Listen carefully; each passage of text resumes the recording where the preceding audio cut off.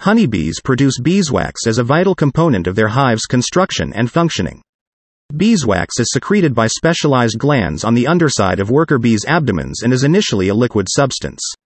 The bees then mold it into the hexagonal shape of honeycomb cells within the hive, which serves various critical purposes. Beeswax provides structural integrity to the honeycomb, supporting the weight of stored honey, pollen, and developing brood.